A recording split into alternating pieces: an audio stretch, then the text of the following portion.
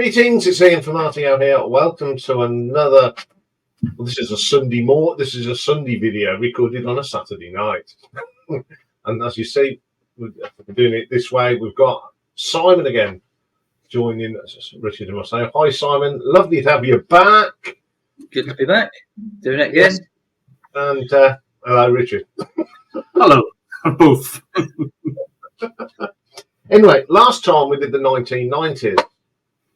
And then someone had come up with the idea, why don't we do the 2000s? Wonder who that was.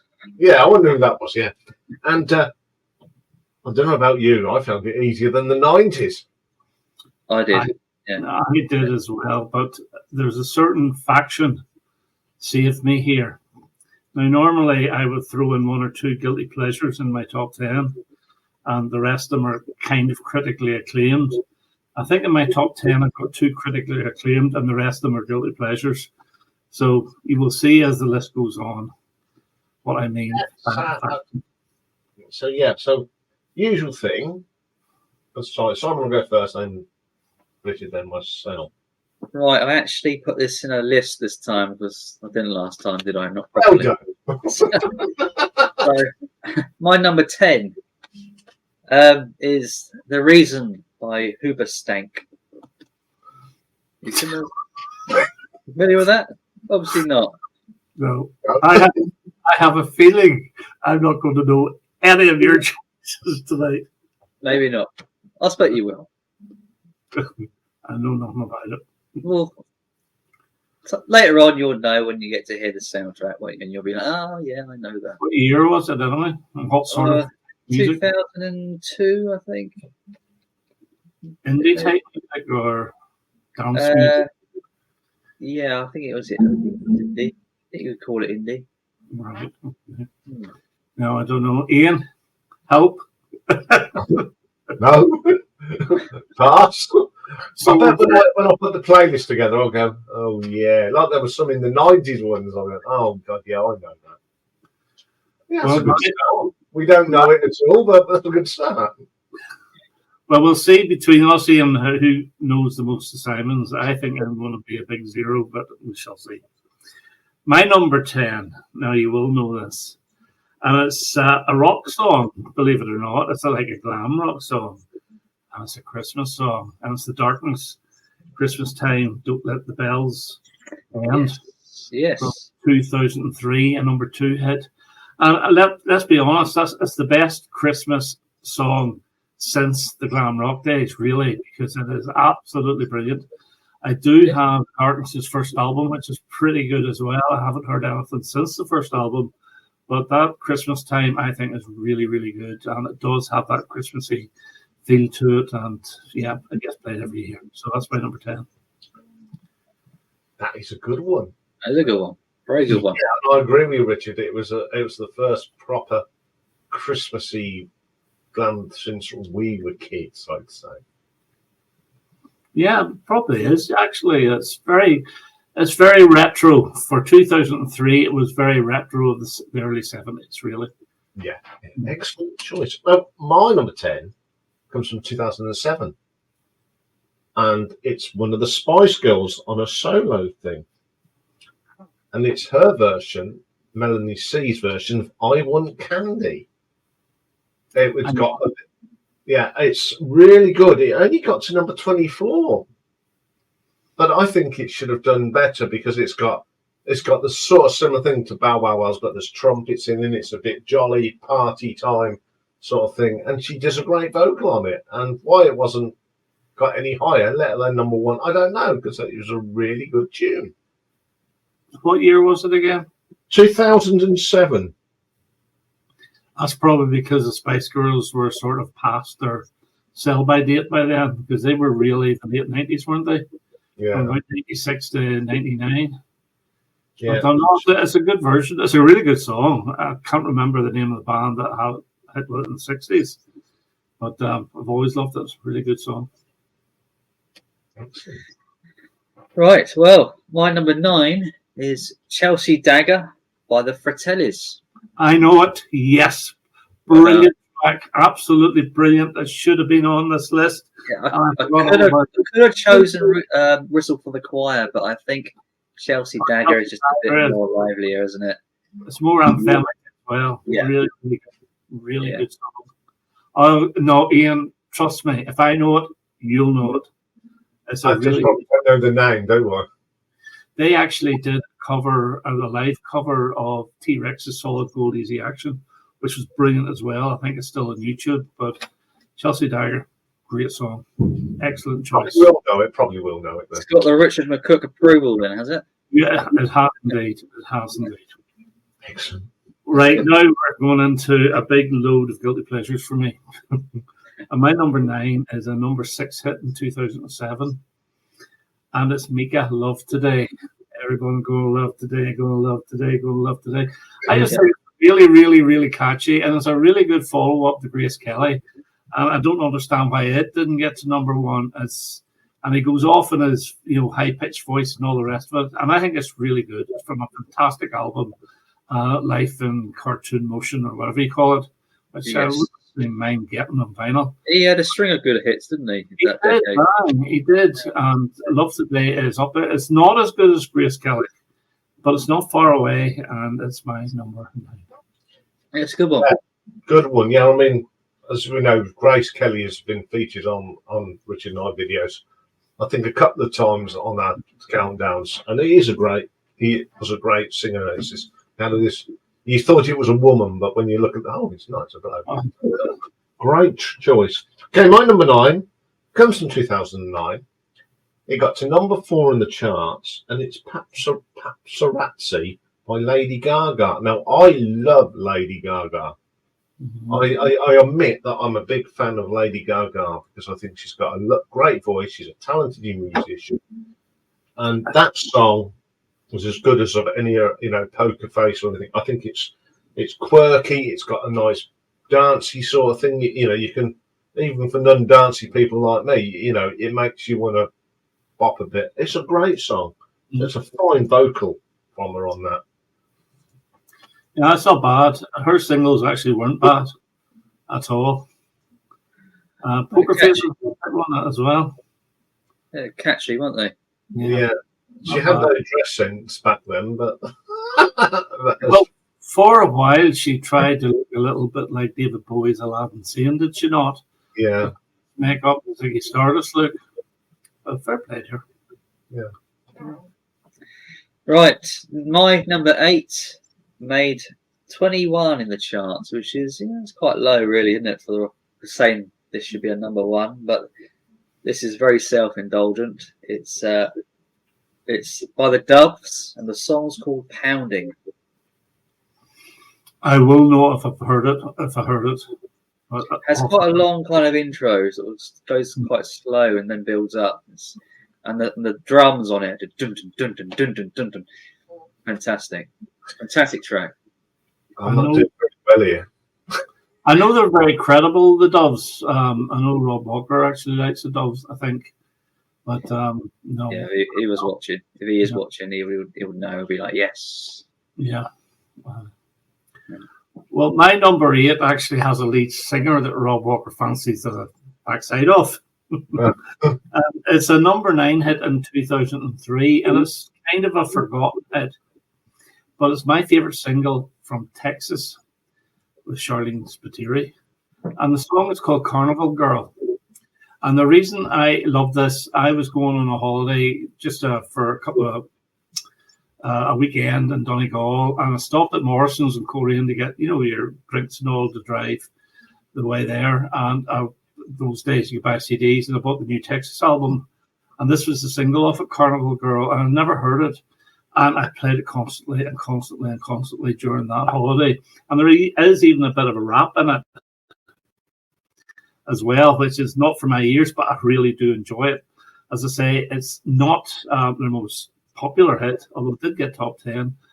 You probably don't know it, but I think maybe if you heard it, you would know it, and that's Carnival Girl. Yeah, I do know it. I have listened to it recently.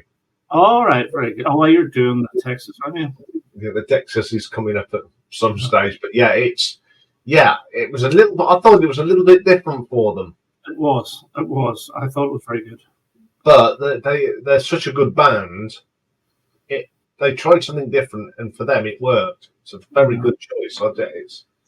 I think it should have been a number one because it was a really quirky track. Mm. Okay, my number 8 is from Marillion. And this came out in 2004. It's off their Marbles album, and it's their first top 10 hit since Incommunicado. And it's a track called You're Gone.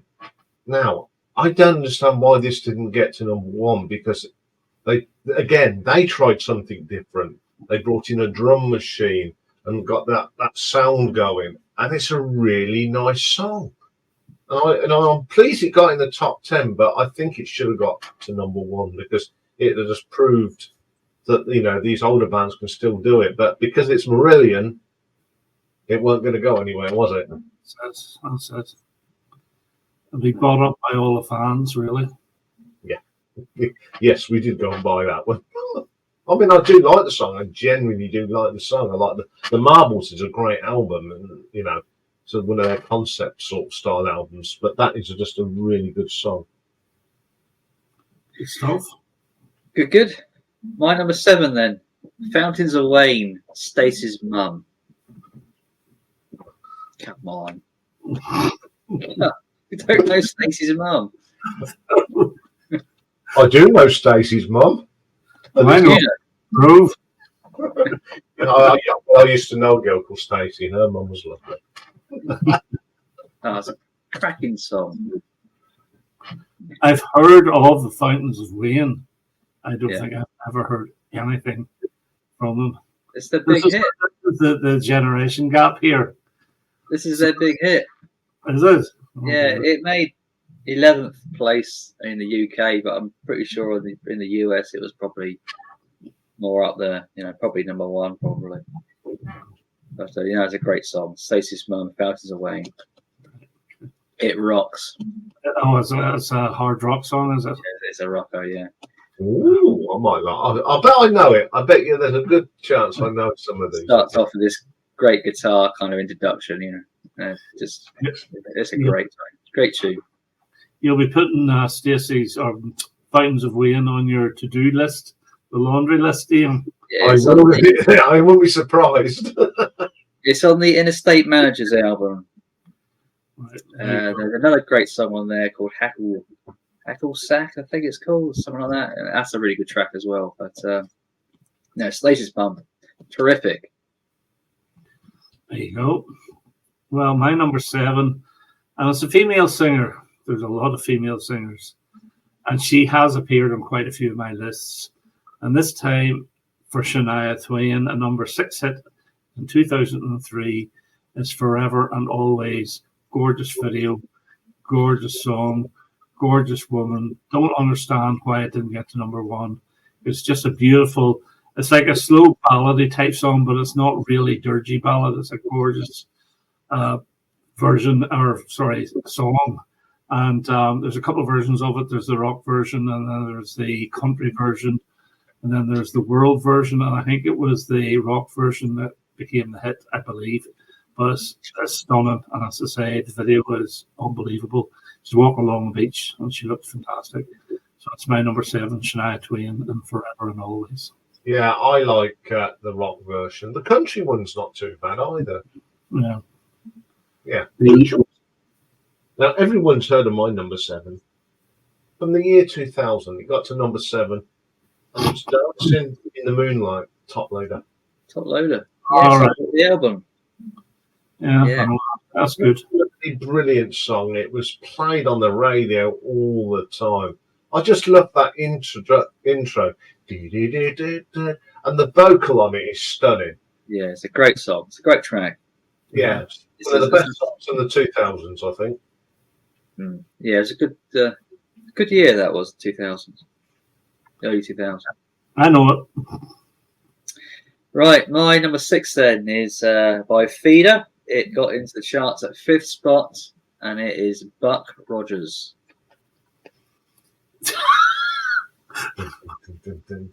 It doesn't really sound like they sing the words Buck Rogers. when Right. you hear the song. It starts off with, "I got a brand new car. I could jag you up." Oh, yes. Yeah. Yeah. It's You're- actually in the soundtrack to the first American Pie film. Right. Okay. Yeah, could well be. Yeah. So yeah, very good. I'm not going to say too much about that one. Oh, you've matched. You've matched. Ah, Yeah. Well, my number 6 is female singer again, and it's Nelly Furtado. All good things come to an end. I know that one. Yeah. Have you got that as well? I know Yeah. I haven't got it, but I know it. The song. oh, All right, number 6 in 2003. It's got like almost a South American feel to it. It's absolutely beautiful. That's why I like it. Almost pan pipey and all the rest of it, and fantastic track. Always loved it, and it's my number 6. Yeah, it's got that Latino swing. Yeah, It's yeah, I love that it's sort not of a thing. tune, but it's very, very catchy, isn't it? Very, very, very catchy. yeah. Yeah, I go for catchy, so do every time. It's an earworm, isn't it? It's, Yeah, good song. Good song. Okay, my next one again is from the year 2000. It was a hit for the Animals back in '67, and it's 2 Welsh acts. One being Stereophonics, and the other being Tom Jones. And it's Mama Told Me Not to Come. I love that. That's off his Reload album. yeah, I remember. It's the best song on there. Brilliant version. I mean, it's older, isn't it? It came out in the 60s. The original did, but everyone remembers the Animals version more. But yeah, Have Tom you Jones. by any chance got the Cigarettes and Alcohol compilation from the 2000s? No, because those 2 songs you mentioned are both on that compilation. Is that right? All right. Yeah. Yeah. So that's my number 6. Bit of Tom Jones and the Stereophonics. 2 great acts. Yeah, Brilliant. good song. Right, yeah, my number 5. This is a beautiful song, and it's Somewhere Only We Know by Keane. Okay, there's a link to mine. It's a good track. It really is. Yeah. That's from the Hopes and Fears album, isn't it? It is, yes. It is. And then a certain other person then covered it and took it It into. was, Yeah. yes, it was. Can't think of who now.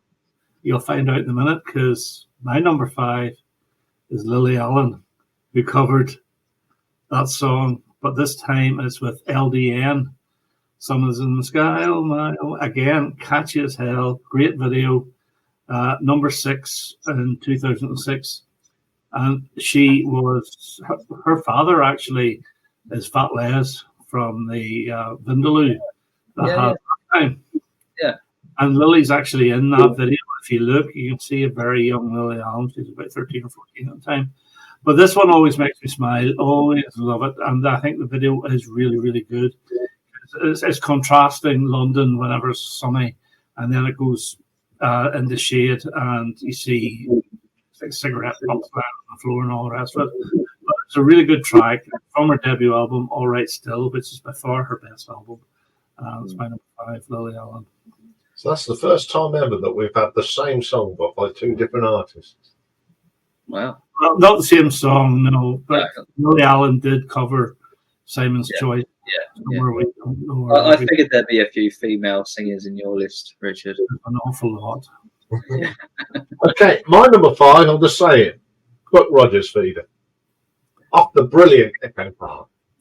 All right, okay. So Yeah. we have matched. Solid. Yeah. Great album, Echo Park is.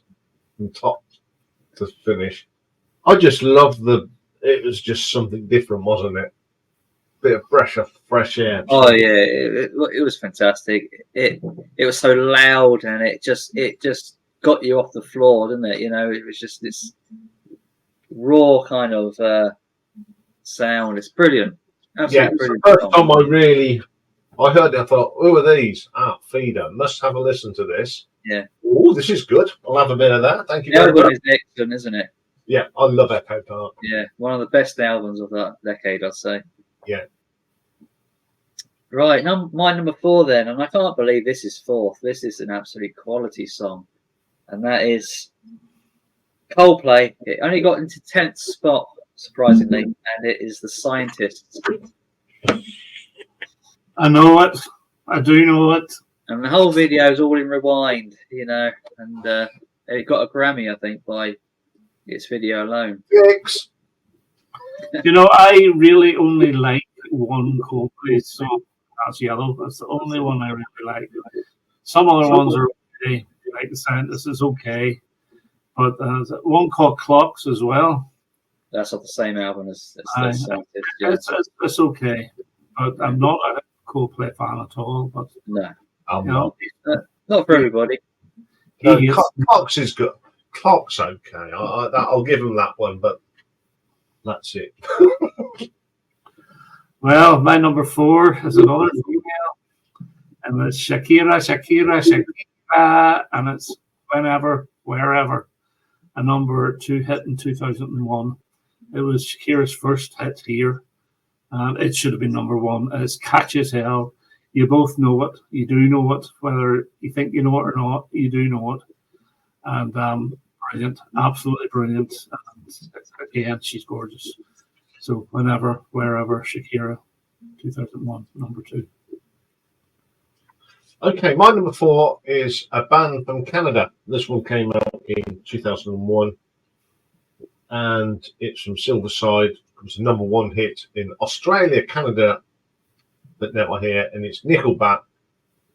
How Will You Remind Me? Oh, solid. Great song. The band that everyone seems to hate. I know everyone takes a hand out of Nickelback. I don't know them, but I know that song. That was the biggest hit, wasn't it? Big hit. Yeah, I remember. Brilliant. I love that song, but my favourite albums, their Dark Horse, which has got Burn the Hell, was it Burn This Place Down and Something in Your Mouth. It's just good old fashioned rock. I don't know why no one likes them. It's just they're a very good band, and I love that song. Yeah, it's a cracker. Good on you. Right, my number 3 then. Snow Patrol, Chasing Cars. Yeah, I love that song. Yeah, it's a very popular song. That's taken one of my bubbling unders away, so I've 6. So that was in the bubbling unders. But it's good. It's very simple, because there's not much change in it. It's the same sort of verse the whole way through, if you see what I mean. There's no middle 8, I don't think, in that song. But no, it's just a great song. It got covered, didn't it, as well, I think? I think it may have, yeah. But I think it's one of the most played songs of the 2000s. And it only got to number 6 in the charts. Did it? So I must have hung on an awful long time. Yeah. But a really, really good choice. So, yeah, good. I thought, Iain, that would be in your list. Maybe it still is. We don't know. Right, my number 3, and this is probably the guiltiest of my guilty pleasures. Was a number 3 hit in 2002 by the 3 girls from Liverpool or around that area. And the song is called It's Okay, and it's Atomic Kitten. And I love it. Absolutely love it. It's on their second album. Now, before you slag off Atomic Kitten, their first album was completely written by Andy McCluskey of OMD. Wow. So, and now the second album had about 3 songs by Andy McCluskey. It's Okay isn't one of them.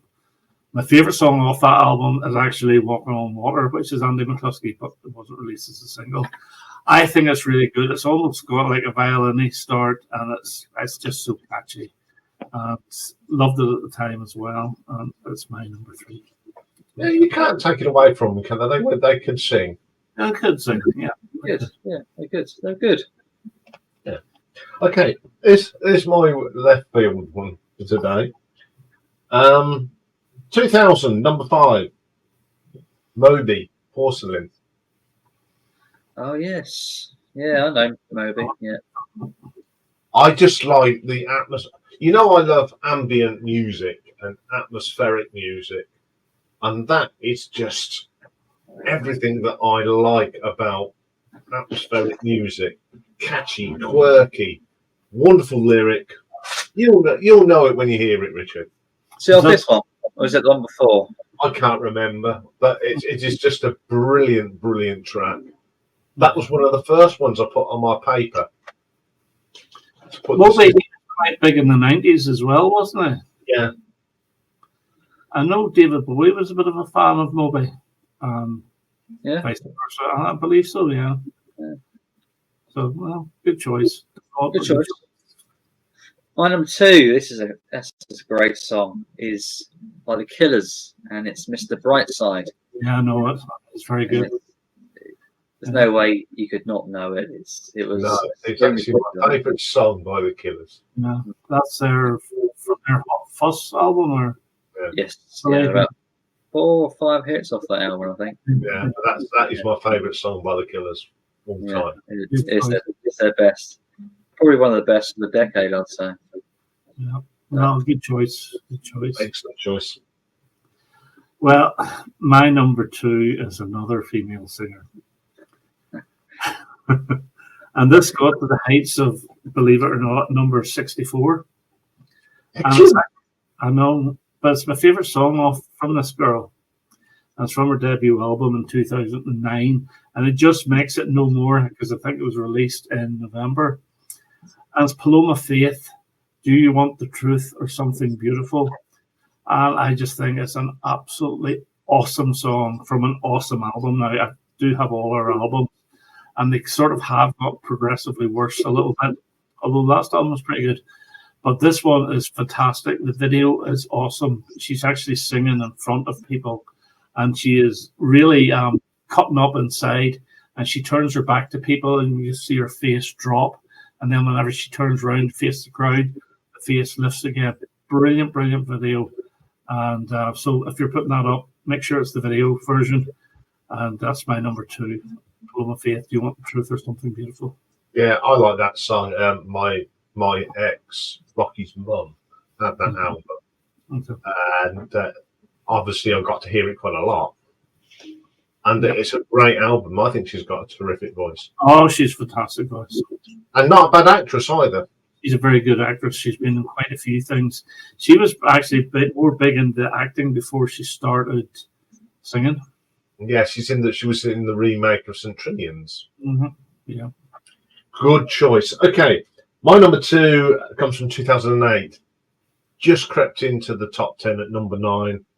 From a brilliant album called Seldom Seen Kid, and it's Grounds for Divorce, which I think is a better song than the big hit, and I can't think of its name.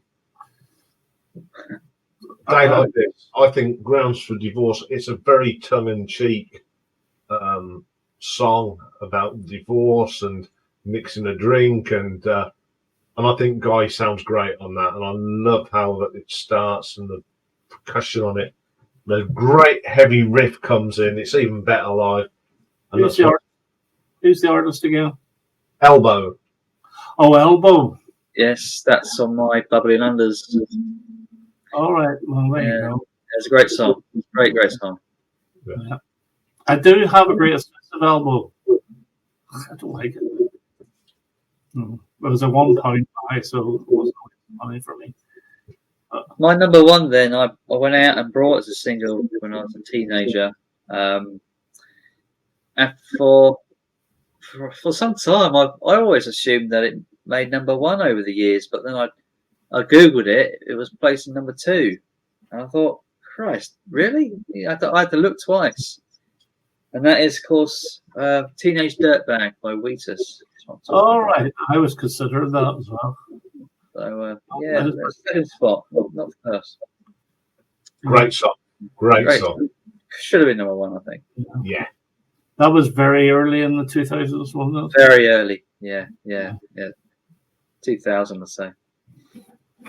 Well, my number 1 is by a male artist. Shock horror. Believe it, it's Shock Horror. And it's the number 6 hit in 2006. And it's Morrissey, First of the Gang to Die, which I think is Morrissey's best ever single from his whole catalogue. It is brilliant. The lyrics are fantastic. It's a catchiest chorus, really good guitar riff and all. It's just really, really good. And it's the highlight of his You're a Quarry album. Absolutely love it. First of the Gang to Die. My number one. Good choice. Good choice. Nice one. Okay, my number one comes from, we'll get the right, 2001. Didn't even get in the top 10. But I think it's their best ever single. It's from an album called Origin of Symmetry.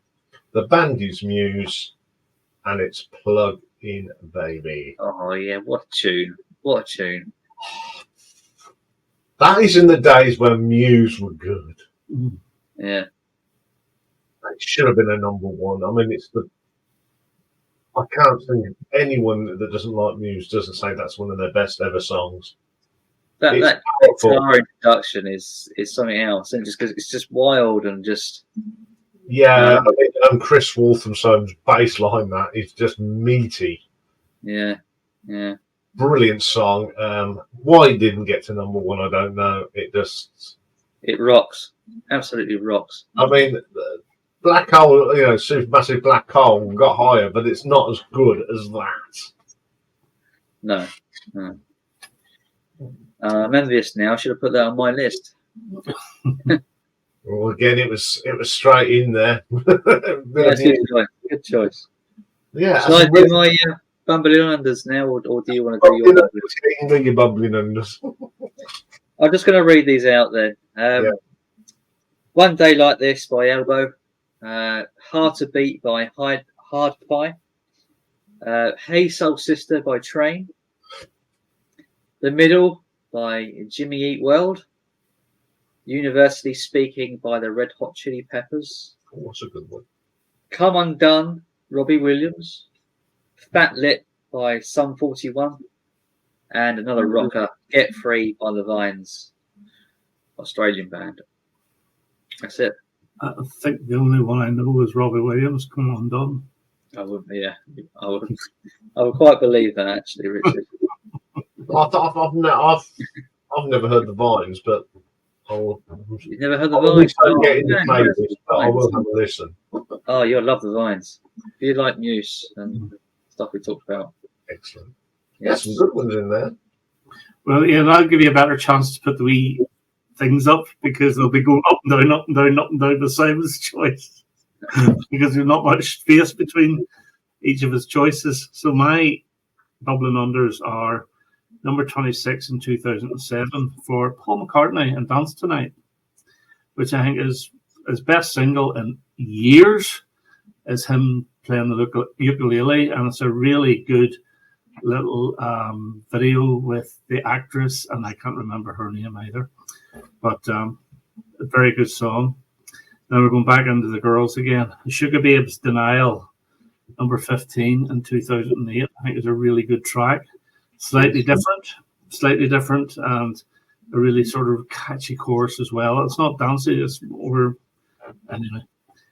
And then quite a heavy one for the females in 2003, number 7, Pink and Trouble, which I've always loved. And I actually do like Shape Stevens' version as well. It's my favourite Pink single. And then we go for a number 2 hit in 2003, and it's Dido and White Flag, which I think is an absolutely beautiful song with beautiful voice. He has a gorgeous voice. And then one more of the females is Duffy and Rock Ferry, a number 45 hit in 2007. And to me, that's better than their big number 1 hit, which I can't remember the name of now as well. Mercy. And the one I'm going to throw in, Self-Indulgent one. It didn't chart, obviously, but it's from 2003. And if you haven't heard this, please watch the video. And it's the Undertones and Thrill Me. And it's got the new vocalist singing rather than Fergus Shorty. Very first single for him. And it's a really, really, really good song. It's a good song. It is a good song. I like that because although Fergal's gone, that sound, you just know, it's the Undertones. That is the thing. It's got that distinctive raunchiness. There's some really good ones in there. I've got another left field one. This one's from 2002. Got to number 3, and it's from Delta Goodrum. Born to Fly. I know, yeah. Beautiful song. Yeah. Another female this time in 2005, and I actually saw her in 2005 in a little club, and it's Katie Muella and 9 Million Bicycles, written, of course, by Mike. Yes, nice song. That was a nice song. I like that. Nice song.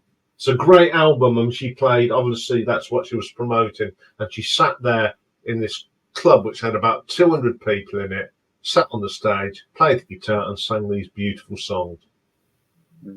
Wonderful.